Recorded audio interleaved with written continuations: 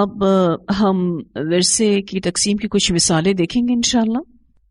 مثال نمبر 1 میں ہم نے یہاں پر مینشن کیا ہے کہ کسی شخص یعنی مرد کا انتقال ہوا، اس شخص کا جمی مال 1,20,000 روپے ہے، اس نے وصیت 10,000 روپے کی ہے اور اس پر قرض 10,000 روپے کا ہے۔ میت کے ترکے میں سے پہلے میت کے ذمے جتنا قرض ہو اسے ادا کیا جائے گا، پھر میت کی جائز وصیت کو پورا کیا جائے گا، پھر ورثاء میں تقسیم ہوگا۔ قرض اور وصیت کی ادائیگی کے بعد بقیہ مال 1,00,000 روپے بچتا ہے، کیونکہ 10,000 وصیت میں چلے گئے اور 10,000 قرض کی ادائیگی میں چلے گئے۔ اب باقی جو مال بچا وہ 1,00,000 روپے ہے۔ اس بات کو ذہن میں رکھیے گا کہ 2 لوگ ایسے ہیں جن کا حصہ ترکے میں سے سب سے پہلے الگ کیا جاتا ہے، یعنی ماں، باپ، شوہر، بیوی، یعنی ان کے حصے پہلے نکالے جائیں گے۔ بقیہ مال اولاد اور بہن بھائیوں میں تقسیم ہوگا۔ پھر اس میں بھی ایک اور اہم بات یاد رکھنے کی ضرورت ہے کہ اگر اولاد نرینہ یعنی بیٹا موجود ہو تو اب میت کے بھائی بہن کا حصہ نہیں ہوگا۔ بھائی بہن کو اس صورت میں حصہ ملے گا جب میت کا کوئی بیٹا نہ ہو۔ اب اس میت کے یہ وارث موجود ہیں جس میں ایک ماں ہے، ایک باپ ہے اور ایک بیوی ہے۔ پہلے ان کے حصے جمی مال یعنی 1,00,000 میں سے علیحدہ کیے جائیں گے، پھر جو باقی بچے گا وہ اولاد کی طرف جائے گا۔ اب ماں کو اللہ تعالیٰ نے اولاد ہونے کی صورت میں 6واں حصہ دیا ہے، باپ کو بھی 6واں حصہ دیا ہے اور بیوی کو 8واں حصہ دیا ہے اولاد ہونے کی صورت میں۔ ماں کو جب 1,00,000 روپے میں سے 6واں حصہ دیا جائے گا تو وہ 16,667 روپے بنتے ہیں، 16,667 روپیز بنتے ہیں۔ پھر اسی طرح سے باپ کا حصہ جو کہ 6واں حصہ ہے وہ 1,00,000 روپے میں سے نکالا جائے گا تو وہ تقریباً 16,667 روپے بنتے ہیں۔ پھر بیوی کا حصہ جو کہ اولاد ہونے کی صورت میں 8واں حصہ ہے، 1,00,000 میں سے اس کی کیلکولیشن کی جائے گی تو یہ 12,500 روپے بنتے ہیں۔ اب تینوں رقم جمع کی جائیں گی، ماں، باپ اور بیوی کے حصے کی، جس میں آپ دیکھ رہے ہیں کہ 16,667 یہ ماں کا حصہ ہے، اسی طرح سے باپ کا 16,667 اور بیوی کا 12,500۔ اس کو جب ہم نے جمع کیا تو یہ کل رقم بنتی ہے 45,834 روپے۔ وراثت کی کل رقم سے ماں، باپ اور بیوی کا حصہ نکال کر بقیہ رقم اولاد میں تقسیم ہوگی۔ اب تقسیم وراثت کی کل رقم ہمارے پاس 1,00,000 روپے بچی تھی، اس 1,00,000 روپے میں سے ہم 45,834 روپے نکال لیں گے جو کہ ماں، باپ اور بیوی کا حصہ تھا۔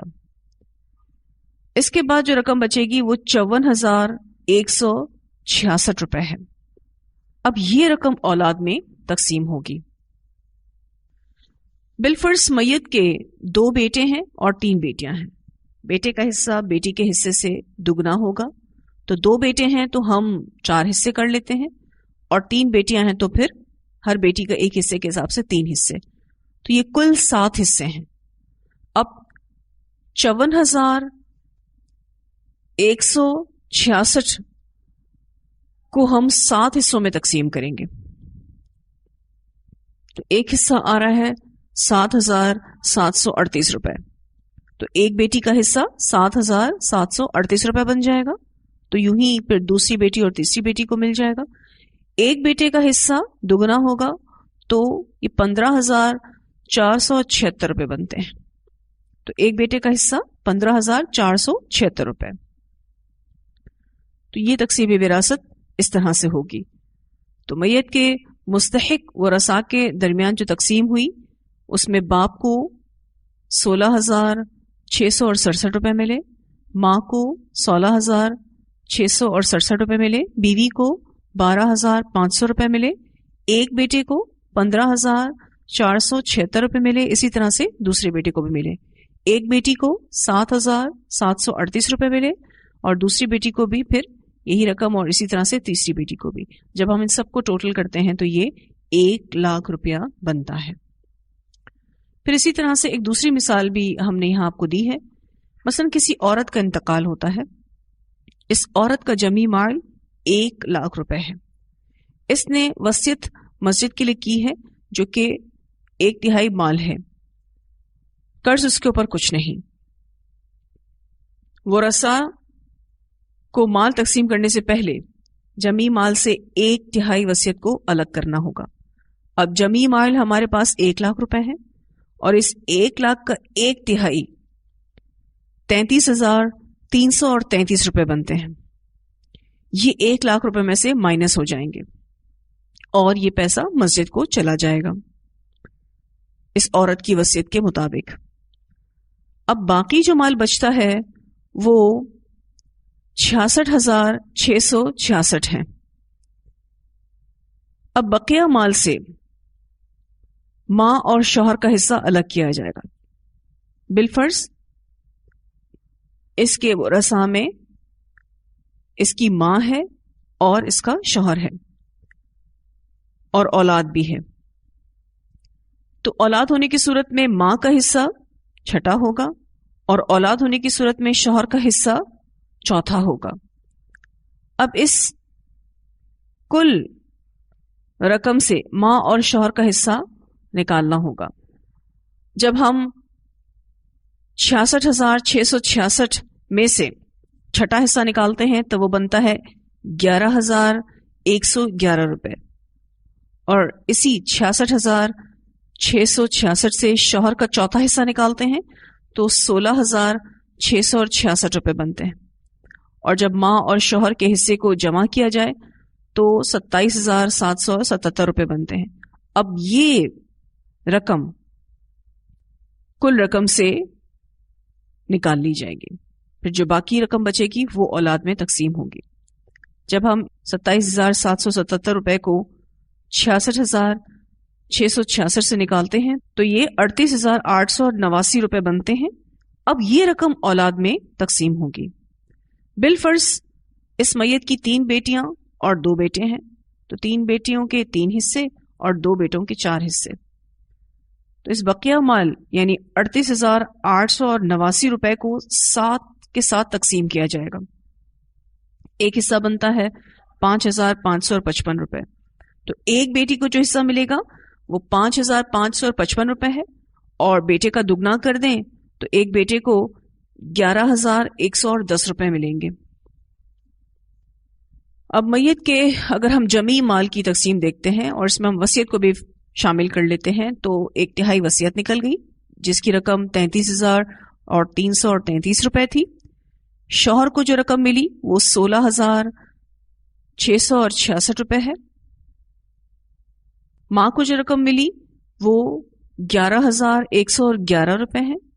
ایک بیٹے کو جو رقم ملی 11,110 روپے، اور اسی طرح سے دوسرے بیٹے کو بھی ملی.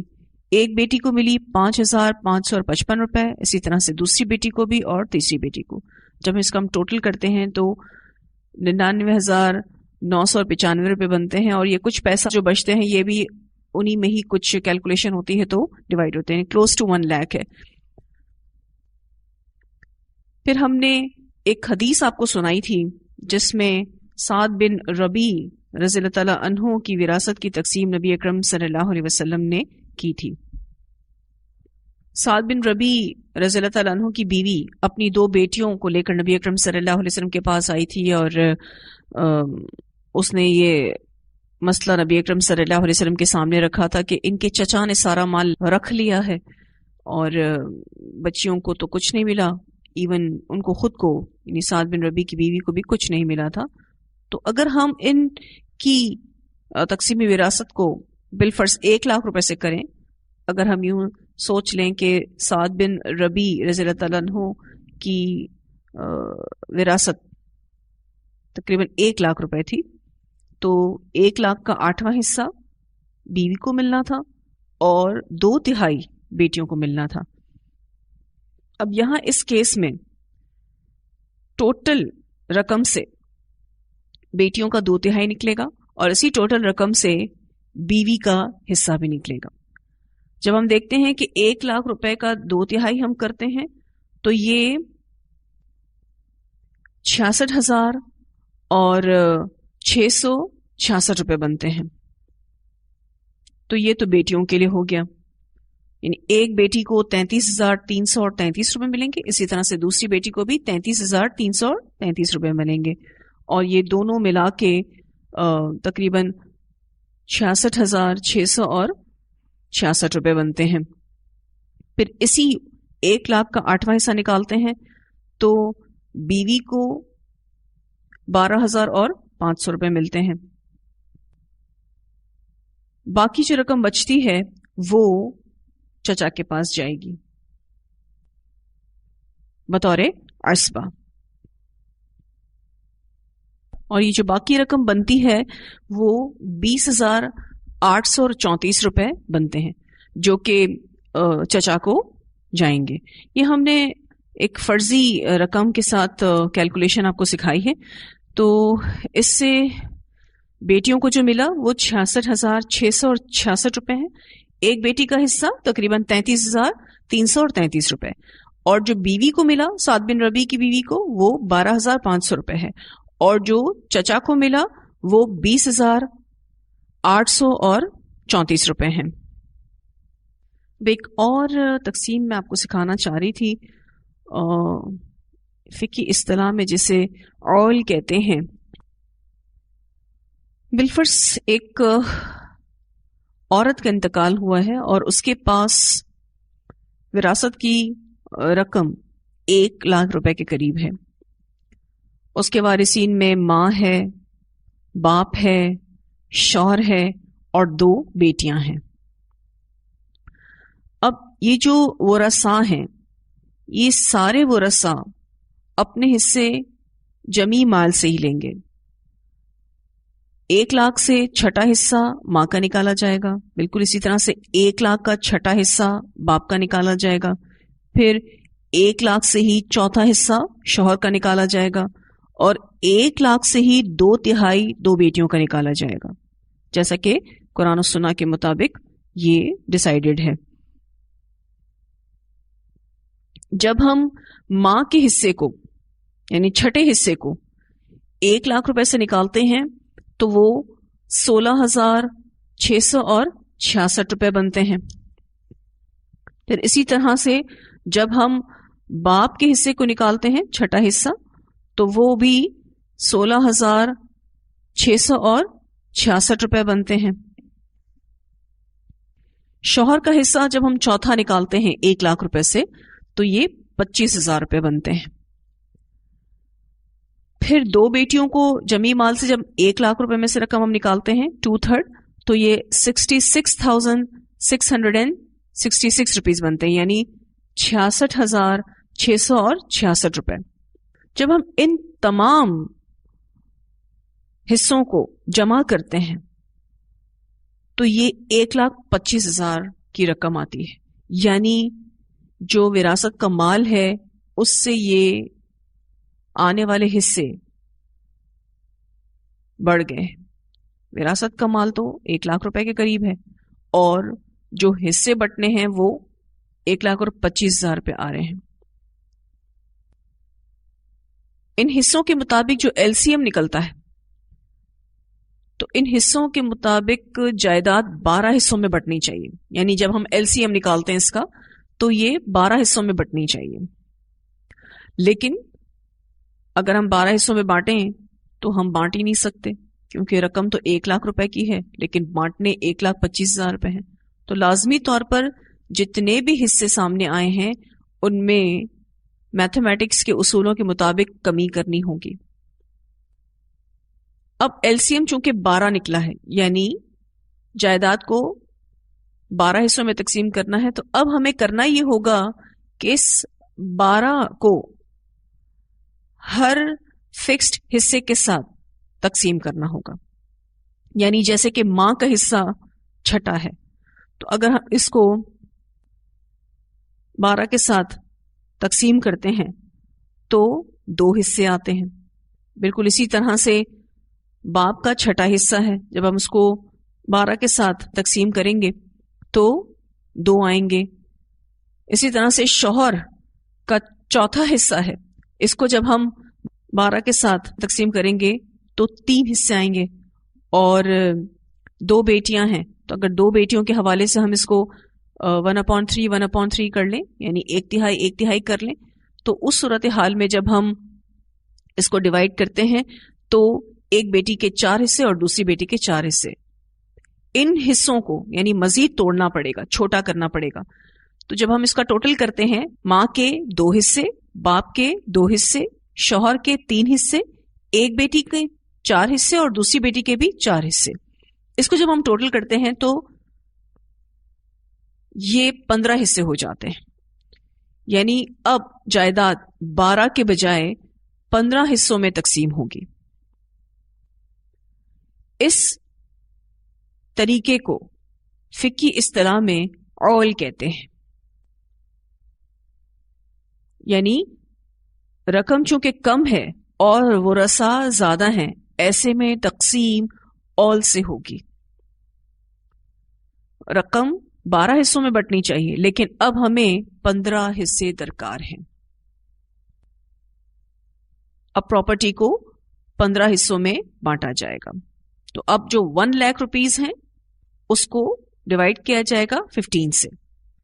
تو ایچ شیئر یعنی ایک حصہ 6,666 روپے بنتا ہے. تو پھر اب اس 6,666 کو آپ 2 سے ملٹیپلائی کریں تو ماں کا حصہ بنے گا اور وہ بنتا ہے 13,333 روپے. پھر اسی حصے کو چونکہ باپ کے 2 حصے ہونے تھے تو باپ کے لیے 2 سے ملٹیپلائی کر لیں تو باپ کا بھی حصہ بنے گا 13,333 روپے. پھر شوہر کے چونکہ 3 حصے تھے تو اسی رقم کو 6,666 کو 3 سے ضرب دیں گے تو 19,999 روپے بنیں گے. پھر اسی طرح سے اگر ہم دونوں بیٹیوں کے جمع کر لیں 4 اور 4 یعنی 8 حصے، تو پھر ہم اس 6,666 کو 8 سے ضرب دیں گے تو یہ 53,328 روپے بنیں گے. یوں یہ تقسیم کی جائے گی. تو خلاصہ یہ ہے کہ ماں کو 13,333 روپے، باپ کو 2 حصے 13,333 روپے، شوہر کے 3 حصے تو 19,999 روپے اور دونوں بیٹیوں کے 8 حصے تو 53,328 روپے بنتے ہیں. تو ان کو جب ہم جمع کرتے ہیں تو یہ 99,993 روپے بنتے ہیں، یعنی 6-7 روپے obviously کچھ پیسہ انہی میں ہی ڈیوائڈ ہوں گے، یعنی کلوز ٹو 1 لاکھ. تو اس پورے سسٹم کو عول کہتے ہیں. یعنی رقم کم ہو لیکن ورثاء زیادہ ہوں، ایسے میں تقسیم عول کے ساتھ ہوگی.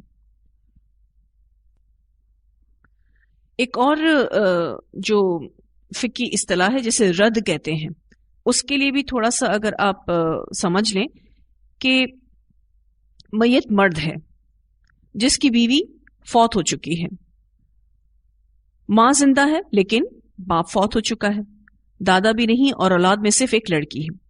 اب آپ دیکھیں تو ورثاء میں ایک ماں ہے اور ایک بیٹی ہے، کوئی اسبہ بھی نہیں مل رہا، تو حصوں کے لحاظ سے جائیداد کے 6 حصے ہونے چاہیے، جس میں سے 3 حصے تو بیٹی لے گی اور 1 حصہ ماں لے جائے گی، باقی 2 حصے بچ جاتے ہیں. ایسی صورت کو فقہی اصطلاح میں رد کہتے ہیں. اس صورت میں یہ حصے بھی اسی نسبت سے انہی دونوں کو مل جائیں گے، یعنی یہ 2 حصے بھی کن کی طرف لوٹائے جائیں گے؟ ماں اور بیٹی کی طرف. تو اگر ہم دوسرے لفظوں میں کہیں کہ اس پراپرٹی کو 6 کے بجائے 4 حصوں میں تقسیم کیا جائے گا تو پھر 3 حصے بیٹی کو مل جائیں گے اور 1 حصہ ماں کو مل جائے گا. یعنی اس فقہی اصطلاح رد کے اعتبار سے یہ ٹوٹل پراپرٹی ماں اور بیٹی میں ہی بٹ جائے گی. ایک بہت اہم بات جو آپ سب کے ذہن میں ہونی چاہیے وہ یہ کہ ذوی الفروض کی موجودگی میں، ذوی الفروض میں نے آپ کو بتایا تھا کہ وہ کون ہوتے ہیں، وہ ورثہ جن کے حصے اللہ رب العزت نے مقرر کر دیے ہیں. تو واضح رہے کہ ذوی الفروض کی موجودگی میں بقیہ ترکہ ذوی الارحام کو نہیں ملتا. یعنی اب آپ دیکھیں تو اس سچویشن میں جو رد کیا جا رہا ہے نا، وہ اس لیے کیا جا رہا ہے کہ ذوی الفروض موجود ہے، ماں موجود ہے، بیٹی موجود ہے. تو ایسی صورت میں پھر پراپرٹی ذوی الارحام کو نہیں ملتی، بلکہ پھر انہی پر ہی تقسیم ہو جاتی ہے، یعنی دوبارہ انہی کی طرف ہی لوٹائی جاتی ہے. تو یہ کچھ کیلکولیشنز تھیں جس کے ذریعے ہم نے آپ کو وراثت کی تقسیم سمجھانے کی کوشش کی ہے. اور آپ دیکھیے کہ ہم ایک بہت چھوٹی سی کوشش کر رہے ہیں. وراثت کا علم بڑا ہی وسیع ہے، اور جو لوگ بھی میتھمیٹکس میں مہارت رکھتے ہیں ان کو اس علم الفرائض کے لیے آگے آنا چاہیے اور اس کو سیکھنا چاہیے تاکہ وہ لوگوں کی رہنمائی کر سکیں. جو کہ نارمل کیسز ہوتے ہیں، بالکل چھوٹے چھوٹے کیسز ہوتے ہیں، اس کو تو الحمدللہ بآسانی حل کیا جا سکتا ہے، لیکن کچھ کرٹیکل ایشوز بھی ہوتے ہیں جن کو سالو کرنے کے لیے لازمی طور پر اہل علم سے ہی رابطہ کیا جاتا ہے. ایک ویب سائٹ ہے جو کہ میں آپ کو ریکمینڈ کروں گی، جس میں کافی آسانی سے آپ کیلکولیشنز دیکھ سکتے ہیں، اور بہت آسانی کے ساتھ آپ اس میں جو بھی رقم ہے، زمین ہے، جائیداد ہے، اس کو انٹر کر کے اور کیلکولیٹ کا آپشن کلک کر کے ساری کیلکولیشن اپنے سامنے دیکھ سکتے ہیں. اور پھر اس کیلکولیشن کے کرنے کے ساتھ اس کی دلائل بھی موجود ہے الحمدللہ. یعنی جو کیلکولیشن وہاں بتائی جائے گی اس کے دلائل بھی الحمدللہ ساتھ میں موجود ہیں. یہ ویب سائٹ ہے اسلامک انہیریٹنس calculator.com. اگر آپ اس کو اپنے پاس لکھ لیں تو انشاءاللہ تعالیٰ آپ کو بہت آسانی ہوگی، اور جو نارمل ایشوز ہیں وہ تو الحمدللہ بآسانی اس میں حل ہوگی. ایون کرٹیکل ایشوز بھی یہ ویب سائٹ بڑی آسانی سے حل کر دیتی ہے. پھر آپ کو بس اس کے دلائل پر غور و فکر کر کے اس کو سمجھنا پڑتا ہے. پھر کلالہ کے حوالے سے جو ہم نے پڑھا تھا، جو اخیافی بھائی بہن ہیں ان کی وضاحت تو ہم نے آیت نمبر 12 میں پڑھ لی. میں نے آپ سے ذکر کیا تھا کہ آیت نمبر 176 اس صورت کی، سورۃ النساء، اس میں کلالہ کے جو اور بھائی بہن ہیں ان کی وضاحت کی گئی ہے. میں وہ آیت آپ کے سامنے پڑھ دیتی ہوں. آیت نمبر 176 سورۃ النساء.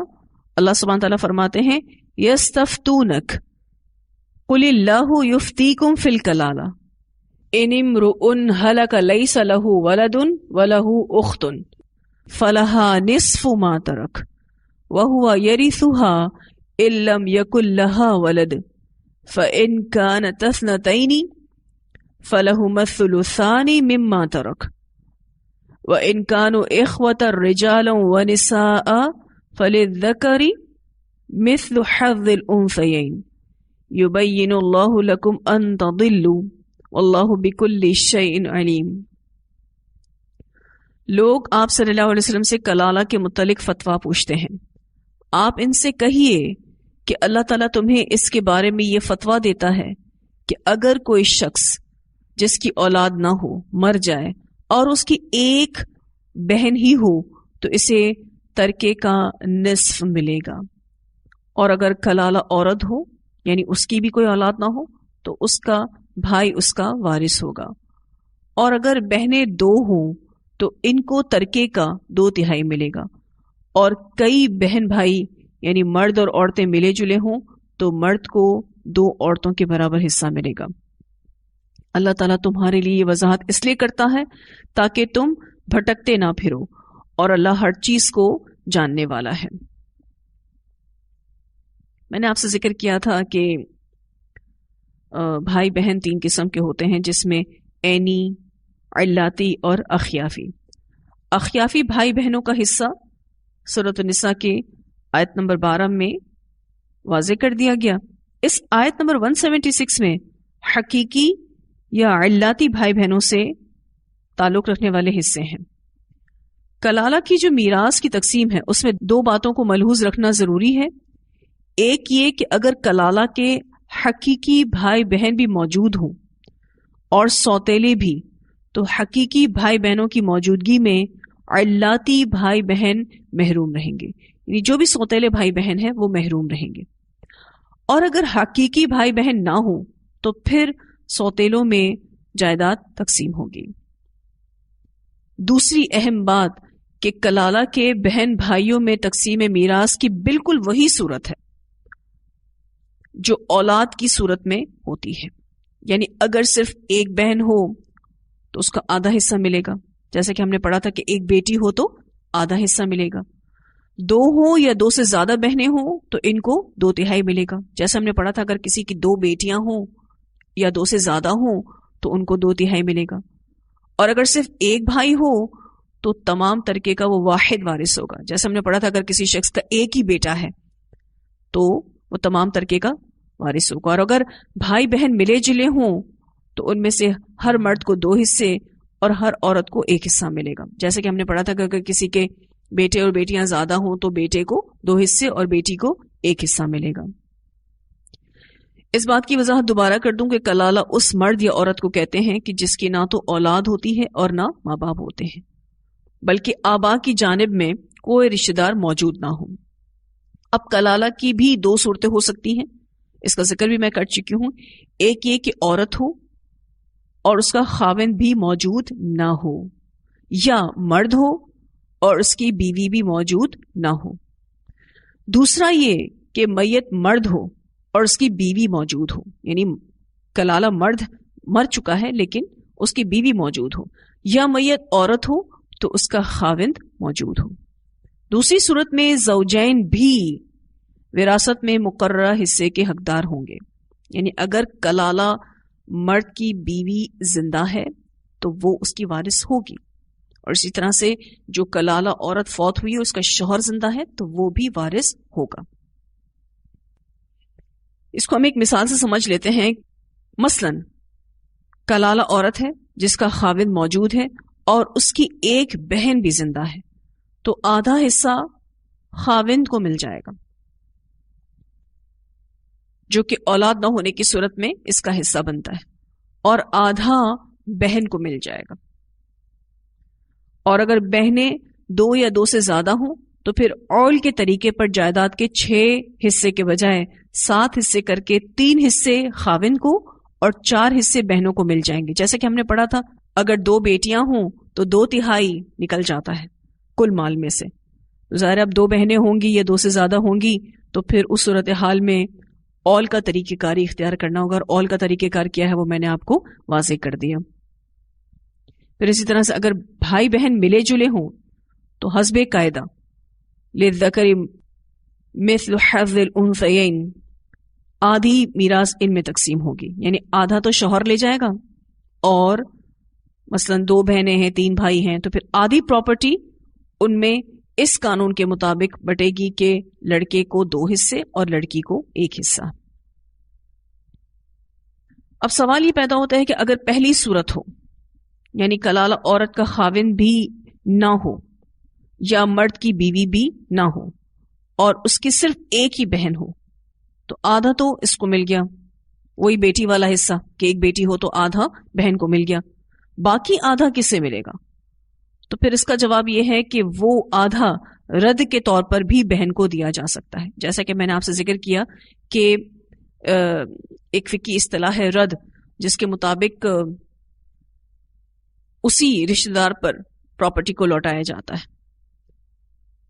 اور ذوی الارحام یعنی ایسے رشتہ دار جو ذوی الفروض ہوں اور نہ ازبا ہوں، یعنی دور کے رشتہ داروں میں مثلا ماموں پھوپھی وغیرہ، یا ان کی اولاد میں موجود ہو تو انہیں ملے گا.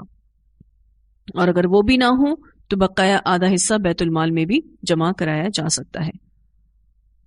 اور ایسے حالات شاذ و نادر ہی پیش آتے ہیں.